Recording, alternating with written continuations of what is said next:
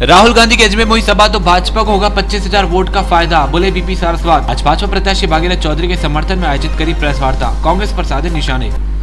अजमेर लोकसभा चुनाव में अब केवल 6 दिन बाकी रह गए हैं। दोनों ही मजबूत प्रत्याशियों का प्रचार जोरों शोरों से चल रहा है और आज इसी बीच भाजपा कार्यालय पर भाजपा देहात अध्यक्ष बीपी सारस्वत ने एक प्रेस वार्ता को संबोधित किया।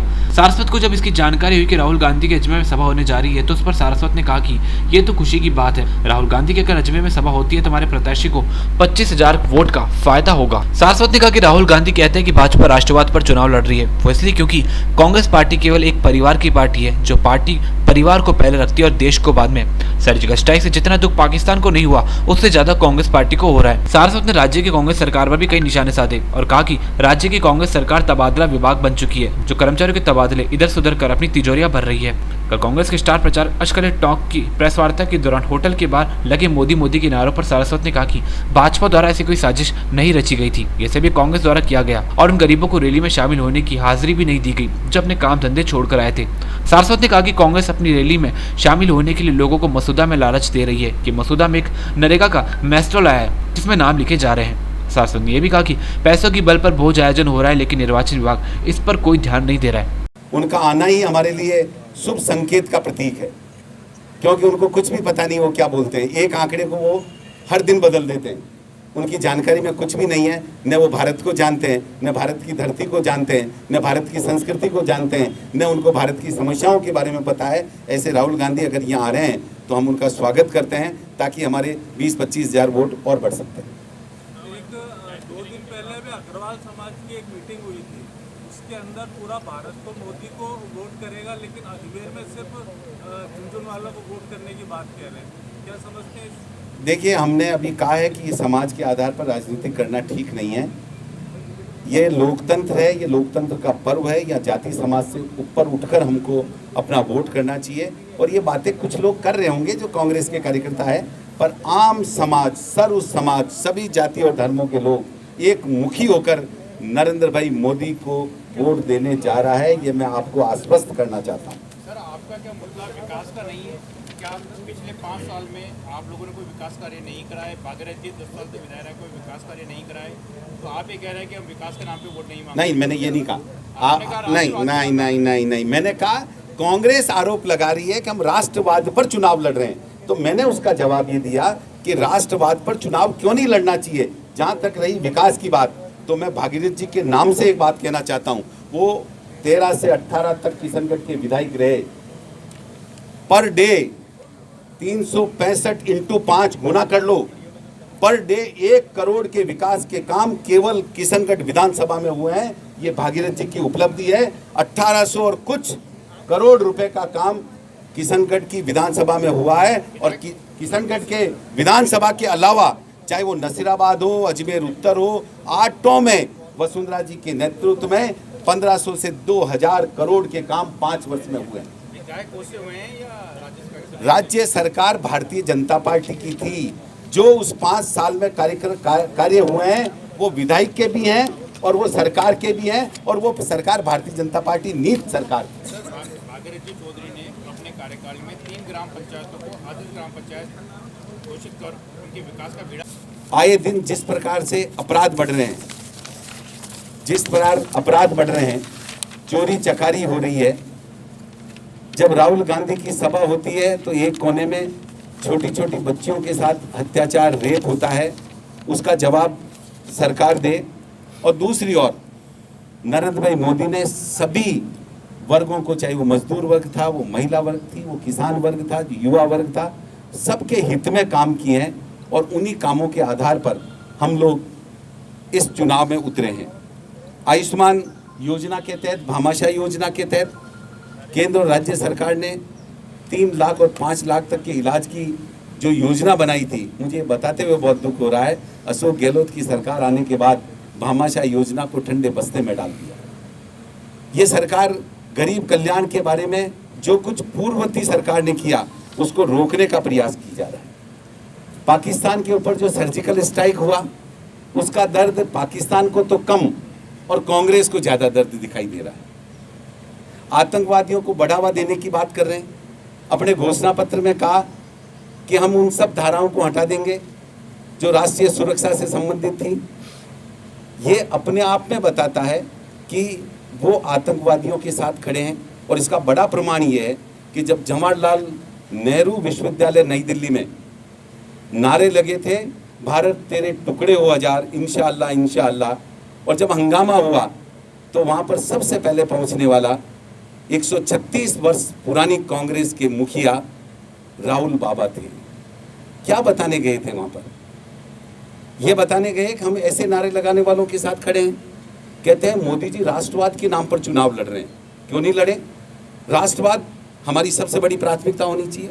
जैसे भारतीय जनता पार्टी कहती है nation is first, party is second and self is last.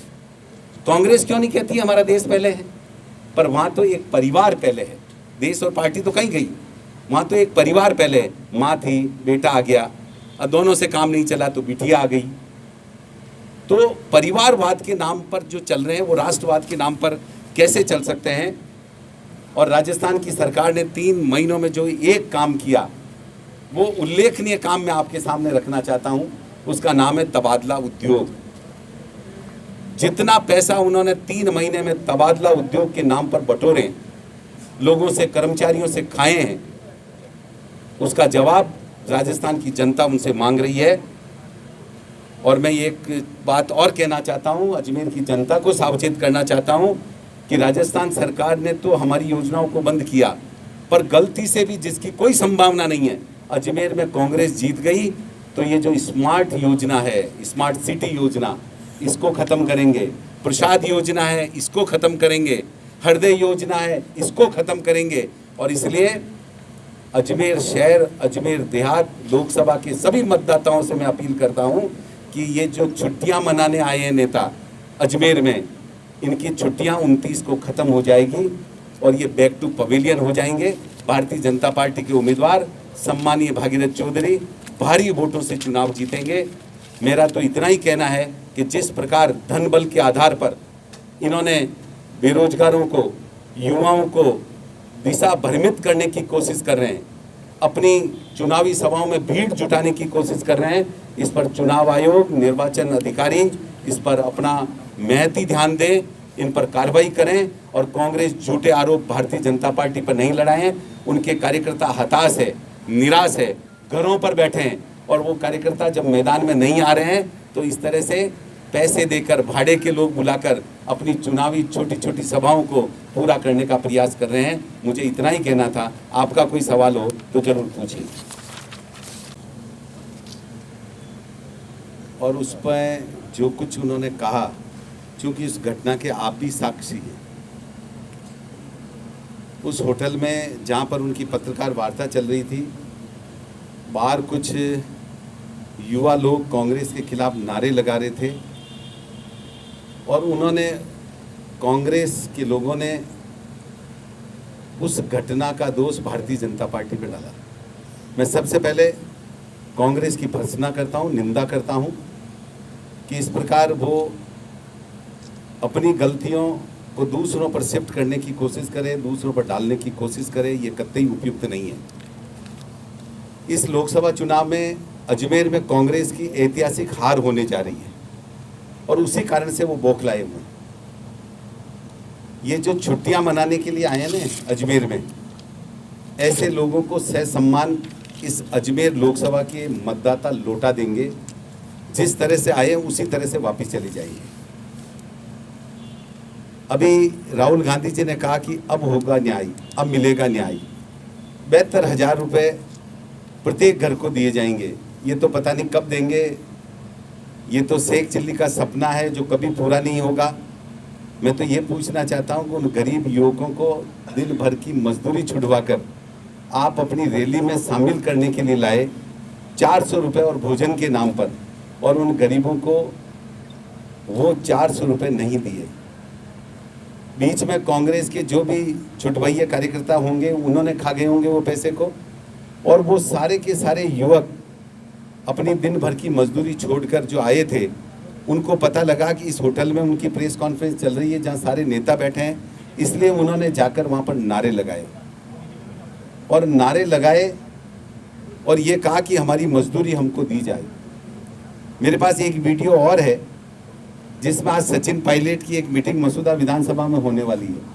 वहाँ पर ये कहा कि नरेगा में एक नया मास्टर रोल आया है और उसमें लोगों के नाम लिखे जाएंगे, इसलिए इस बस में बैठो।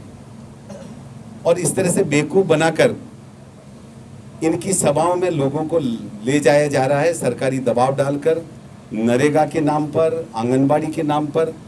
और ये जो घटना है, ये घटना अपने आप में साबित करती है और इसके गवाही की कोई जरूरत नहीं है, क्योंकि वो आप सबके सामने घटना हुई कि किस तरह से ये लोग भाड़े के लोग लेके आते हैं। आ गई उसको तो तुम पूरा नहीं कर पा रहे हो। क्या कारण हुआ कि तुम्हारी सरकार आने के बाद पानी अव्यवस्थित रूप से आ रहा है? अजमेर शहर में पूरा पानी नहीं आ रहा है, गाँव में 5 दिन 7 दिन में पानी आ रहा है। आप चंबल का पानी लाने का ख्वाब जो दिखा रहे हो, ये चंबल का पानी लाने की व्यवस्थाएं और इस पर सारा का सारा परियोजना पर जो बातचीत हुई है वो वसुंधरा जी की सरकार में हो चुकी है। और भीलवाड़ा में कौन सा पानी आ गया? भीलवाड़ा में तो रेल के माध्यम से, टैंकर के माध्यम से पानी अजमेर से जाता था। मैं झुंझुनवाला जी को पूछना चाहता हूँ, कौन सा पानी आपके भीलवाड़ा में आ गया और वो अतिरिक्त पानी आ गया जो अजमेर को दे देंगे आप?